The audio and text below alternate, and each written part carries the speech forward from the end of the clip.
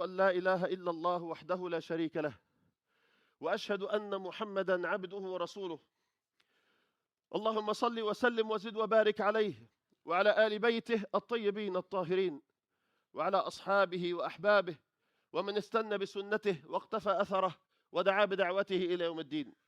أما بعد, my brothers and sisters in Islam, I think for most of you, I'm not a new face.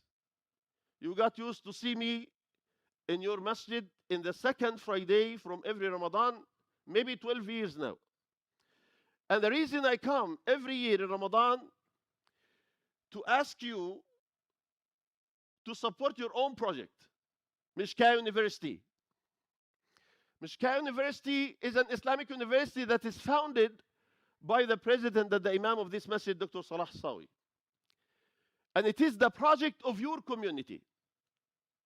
It is started by your support. Why this university is very important? Because this university prepare the leaders of our future.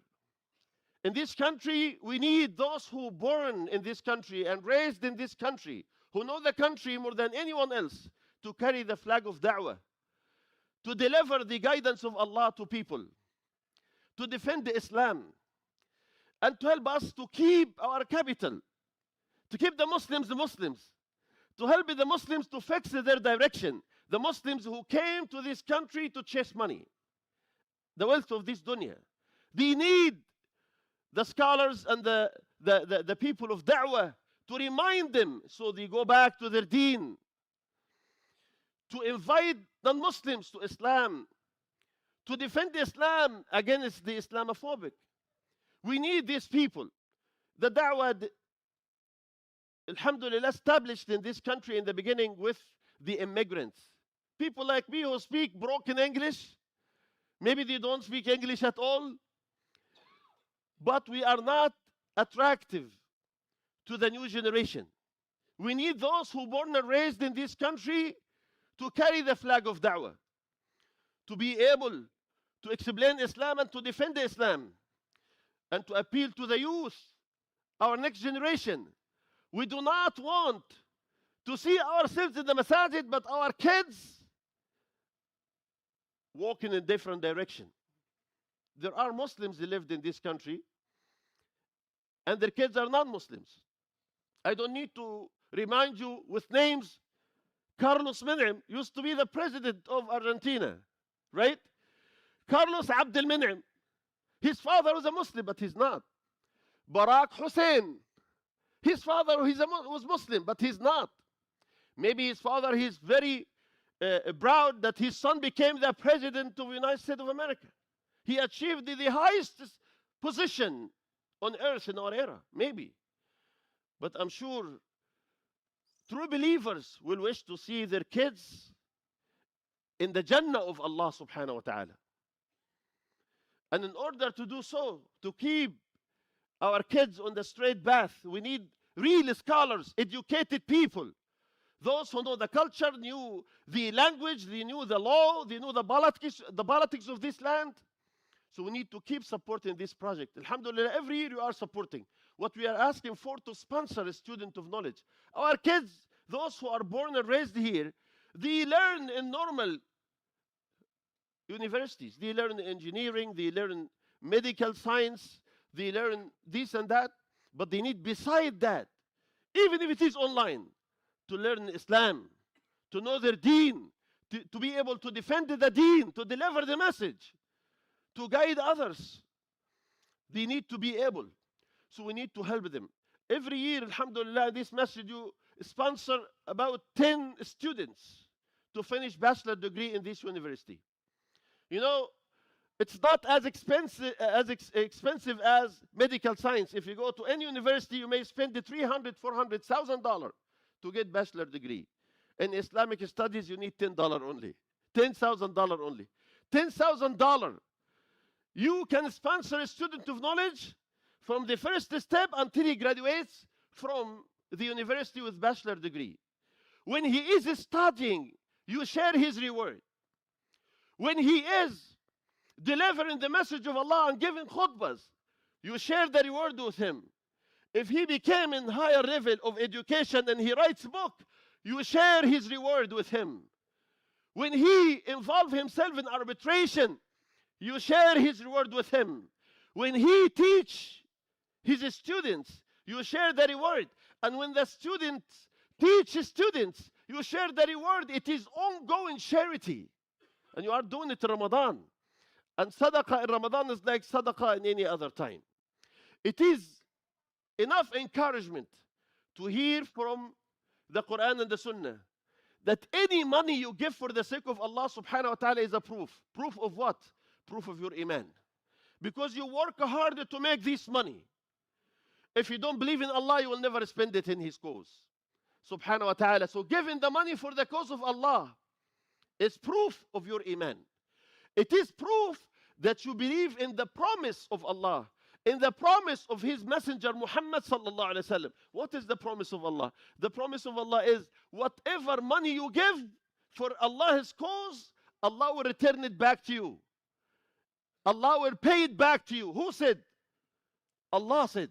In the Quran, Allah said, وَمَا أَنفَقْتُم مِّن شَيْءٍ فَهُوَ يُخْلِفُهُ. Whatever money you spend, whatever, شيء here nakira, تفيد العموم, anything you spend, Allah will replace it. Allah will replace it to you.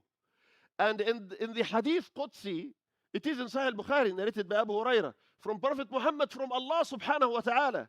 Allah Almighty said, أنفق يا ابن آدم أنفق عليك. Spend, O son of Adam, I will spend upon you.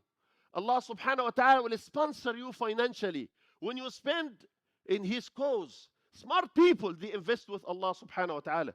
It is easy for a lot of us to enter a business with another human being, to share the provision, to share the income.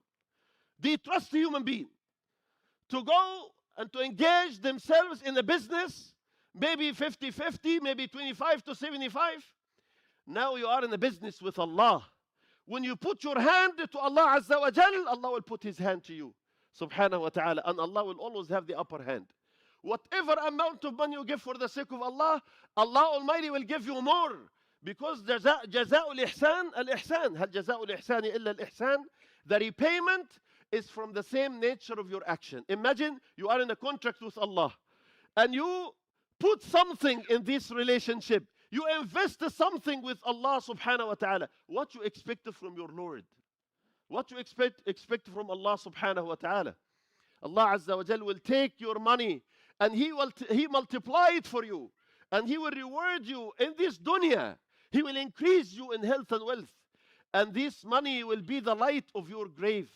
And even in the hadith, Prophet Muhammad said alayhi salatu wassalam, that the person will be resurrected in the day of judgment under the shade of his donation.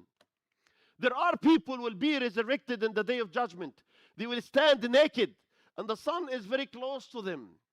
They are sweating. The sun is heating their bodies. But some people are VIP. They will be resurrected under the shade of the throne of Allah subhanahu wa ta'ala. Put this in mind.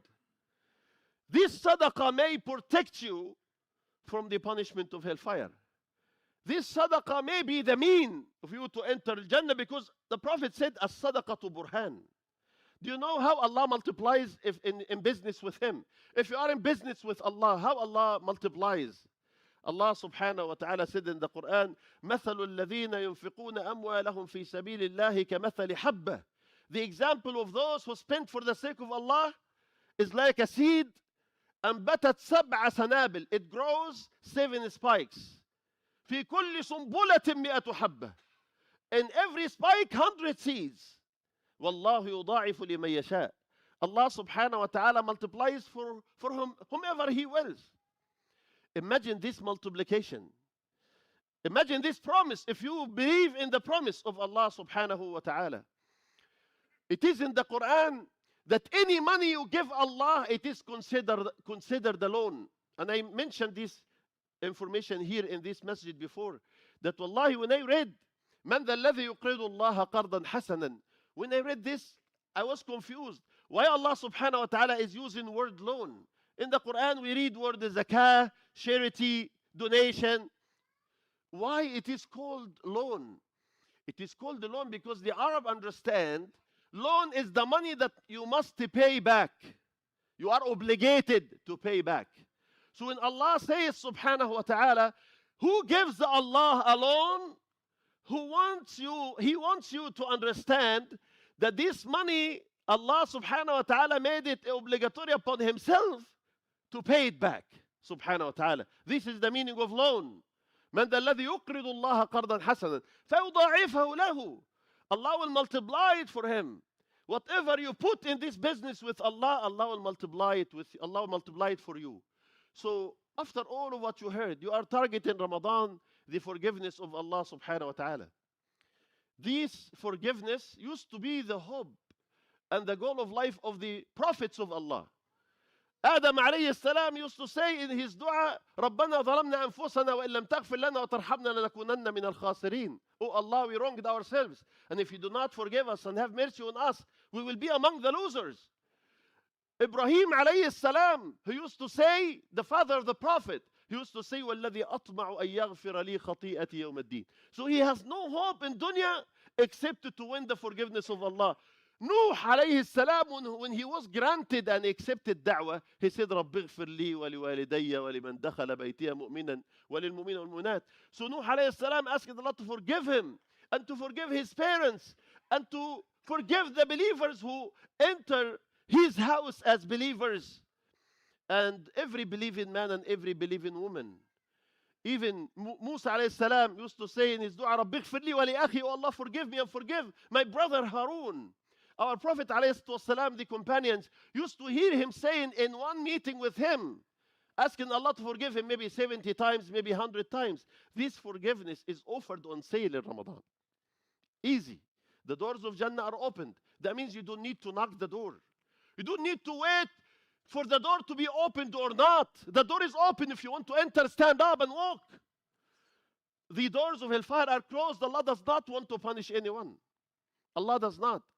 Allah subhanahu wa ta'ala restricted the devils or the leaders of the devils for you to be able to pray, to recite Quran, to recite the remembrance of Allah, and to make it easy for you to give for the sake of Allah subhanahu wa ta'ala.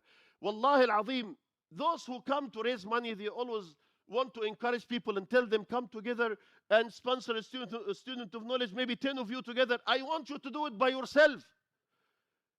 I want you to do it for yourself.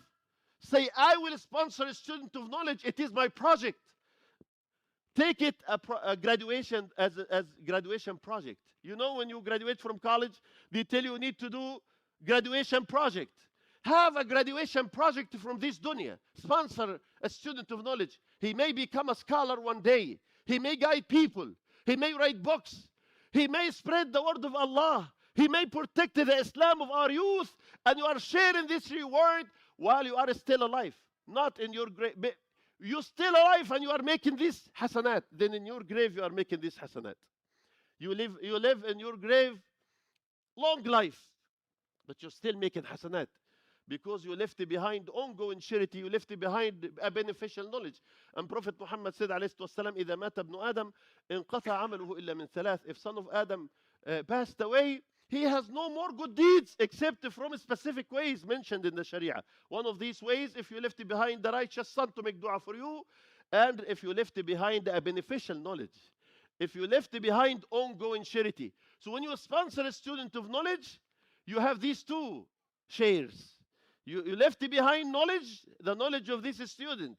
And you left behind ongoing charity because people are still getting benefit from him and from his students and from his books.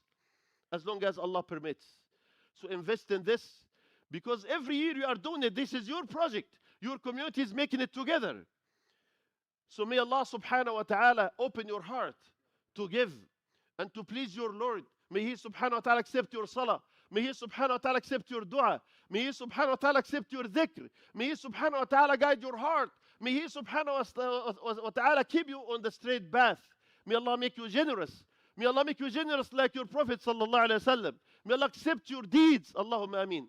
اللهم إنا نسألك بأسمائك الحسنى وصفاتك العلى التي إذا دعيت بها أجبت وإذا سئلت بها أعطيت أن تغفر لنا ذنوبنا أجمعين وأن تهب المسيئين منا للمحسنين اللهم إنا نسألك بأسمائك الحسنى أن ترحمنا برحمتك الواسعة. اللهم لا تخرج أحدا منا من هذا المسجد إلا وهو مجبور الخاطر. اللهم إنا نسألك أن تعتق رقابنا من النار. اللهم أعتق رقابنا من النار. اللهم أعتق رقابنا من النار. اللهم تقبل صيامنا. اللهم تقبل قيامنا. اللهم أجب دعاءنا. اللهم بلغنا ليلة القدر واجعلنا فيها من الفائزين، ولا تخرجنا من رمضان ونحن محرومين. اللهم أخرجنا من رمضان ونحن من الفائزين. اللهم أخرجنا من رمضان ونحن من المقبولين. اللهم خذ من أموالنا اليوم حتى ترضى. اللهم خذ من أموالنا حتى ترضى. اللهم خذ من أموالنا حتى ترضى. سبحان ربك رب العزة عما يصفون، وسلام على المرسلين، والحمد لله رب العالمين. قوموا إلى صلاتكم يرحمكم